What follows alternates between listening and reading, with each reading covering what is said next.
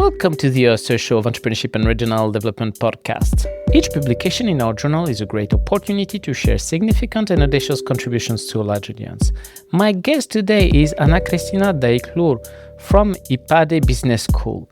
She recently published an article entitled From Face to Fortune, Religious Entrepreneurs' Responses to Institutional Voids. She co-authored this paper with Todd Moss, Eduardo Melendez, and Antonio Casanueva Fernandez. It has been published in Entrepreneurship and Regional Development, a journal edited by Taylor and Francis. Cristina, welcome to our podcast. Thank you so much for having me. I'm so excited and I'm looking forward to having an interesting conversation about our paper. Can you tell us, what is the origin of your paper? Why have you decided to address this particular topic? And what is the question you aim to answer? Sure, of course. So I am originally from Ecuador, but I live in Mexico. I work for a Mexican business school, yet I've always been interacting with different contexts in Latin America. So the idea of management and context has always intrigued me in many ways, especially in the entrepreneurship field. So this project was actually part of a bigger research endeavor which tried to identify how entrepreneurs are investing in social impact endeavors in their regions. We are very, very lucky because we have access to data from a very particular empirical setting, right? So in Mexico, we have the three biggest cities are Mexico City, which many of you are probably familiarized with. We have Monterrey and Guadalajara. Guadalajara is the place where this research process took place. And the origin of this particular paper was almost an empirical curiosity, if I'm allowed to say that, because we started to realize that we were interacting in this very, very extreme context in terms of the voids that we were looking at: corruption, bribery, lack of education, lack of infrastructure. Yet our informants were actually people with very high moral standards and a very clear manifestation of religion in their lives. So we started to see some interesting connections, and we realized that we had a great opportunity with the call for papers that your journal had on the table. So we started to ask, how do entrepreneurs use their religious agency to respond to all of these voids? And secondly, how were those responses to the voids through their religious agency manifesting in different outcomes at the organizational, community, and societal level of society? So the purpose of this study was twofold in a way. It was making that connection between individual agency, religious agency, and their organizations, and then how that translated into different societal outcomes. I hope that makes sense. Can you identify the one, maybe two key contributions of your paper that you believe will have the most impact on the field? Yes, of course. So it's always tricky to answer that one when you're the author of the paper, right? Because you want to make sure that you're saying something that's truthful. So I think that perhaps the most significant contribution at this point would be the connection that we made between theory and context, because we had access to data in this very particular setting. And I think that one of the main contributions of this paper is that we managed to contextualize theory. What do we mean by that? When we examine religious agency within a context where there are so many institutional voids in terms of businesses, markets, and governments, this means that we are magnifying the social and economic inequalities and the potential of religious entrepreneurs to alleviate and sometimes even exacerbate those inequalities. So I think that through the model that we present in this paper, me and my co-authors, we managed to bring some sense to that, to how we can contextualize theory with a very interesting lens, which is religious agency, and structuration theory, which make a very interesting a very interesting combination. And I think that, today this opens up doors for new ventures in terms of research of how we can connect entrepreneurship research with the conflicts that might emerge between religious beliefs and structural demands. So I think that that's a contribution that hopefully other researchers that are listening to us right now might say, I think that I want to do something right there as well. What was for you the main theoretical or maybe methodological challenge or challenges in addressing such a questions, and how did you navigate in it? Just to let everyone know how we did this. So this was an abductive, qualitative study. We were very lucky because we did 4 rounds of data collection. It was all interviews and focus groups. In total, we spoke with 76 informants, and this was through a period of maybe 2.5 years.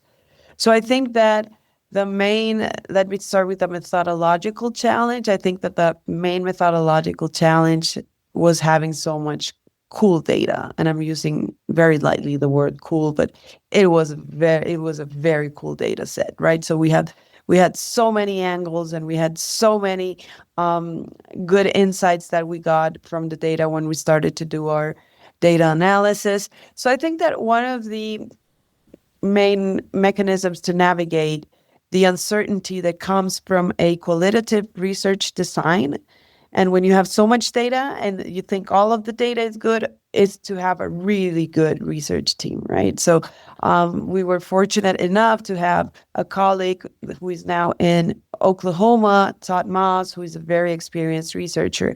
But we also had 2 researchers that are very familiar with the context, Eduardo, who is from Ecuador, and Antonio, who is from Mexico. So I think that when you are trying to theorize context and give context the right place in theorizing, a really good strategy is to have people on your research team that are familiarized with the theory, but that are also familiarized with the context. So that would be one. And I think that in terms of theory, because this is such a new field, right? The intersection between entrepreneurship and religion, which is something that we know has a huge impact in how entrepreneurial endeavors are developing through the world, yet it is theoretically very underdeveloped, which is good in a sense because we get to do exciting things. But I think that one of the challenges was to find that right angle and the right theoretical framework so that we could make this work. And we were lucky to find, and this was honestly thanks to the wonderful review team of ERD who gave us some cool insights, and we managed to find in structuration theory the right angle for the paper. Let's talk about the research process itself. Can you share something about the journey, perhaps a turning point during data collection, a difficult decision you had to make about the research design, or even a moment of doubt? Yes, of course. So as I said, this was an abductive qualitative research design. So the process of data analysis is iterative. That means that we go back from theory, back to the data, back to the theory, back to the data. And in that process, because we were dealing with such a delicate topic, right? Because when you talk about religious identity and you talk about religious agency, you are talking about something that touches the most intimate and personal level of our informants, right? So you have to be very aware of the fact of the stories that you're telling through that data. So I think that through the research process, something that we started to see as counterintuitive in a way was the fact that because of that religious agency, because of the fact that they were so connected with their religious manifestations, there were actually negative outcomes at different levels, the organization, the community, and society. And let me just give you an example, right? When we started to study how that religious agency was impacting institutional voids, we realized that because they had such a strong connection with their religious agencies, sometimes they would only hire suppliers that had the same connection with their religious identity. Or they would propose internal policies in their enterprises that would perhaps unintentionally favor those who had a strong connection with their own religious identity. And what we started to realize was, well, a really complex institutional void in Mexico is inequality, right? Because inequality is reflected throughout the entire structure in Mexico. So we started to make these connections of high individual religiosity can actually become a source of higher institutional void. So that was really tricky, and that was really interesting, because that was not intentional, of course, on the part of our informants. And that opened doors to make some interesting splits in our data that we didn't realize at the beginning of the research process. I hope that makes sense. If you could go back to the beginning of this project, knowing what you know now, what would you do differently, and what advice would you give to other scholars embarking on similar research? I think it all comes back to the basics of good research, right? Which is having a clarity of what you want from the research process. Because this particular project was part of a bigger research project, I think that's something that was hard for us, was to find that neat spot between the new findings that we were encountering with through the research process and discovering what the right research question would be. So I guess that an advice that I would give, especially to those scholars who are as interested as we were in contextualizing theory, is making sure that you have the right inputs for the research question through the entire process, right? Because when you're doing qualitative research, yes, your question will probably change a little bit, but just make sure that you have the right inputs in place. I think that's one. We were very lucky that we had the call for papers from ERD as a framing, as an overarching framing for a paper. So I think that's another advice. Be sure that you are fully aware of the call for papers that might make your life easier, which was our case. And we were very lucky to find reviewers who knew what we were talking about and who were engaged and truly generous in giving us great reviews.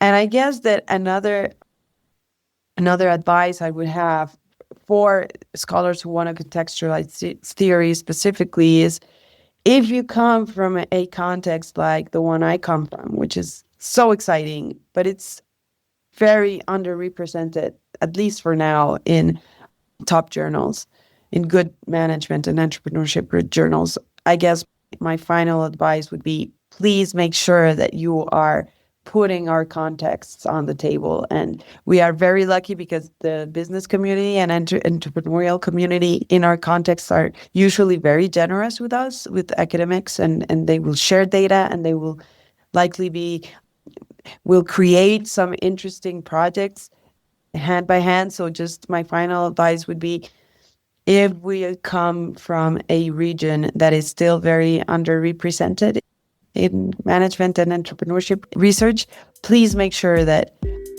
you raise your voice. And we have so much to contribute to top journals, and this is the right time. So that would be my final advice.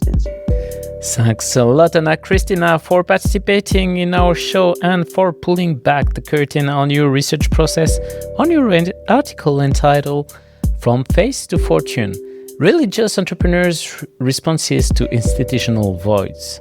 All our podcasts are available on entrepreneurship-erd.com and on the main podcast platforms.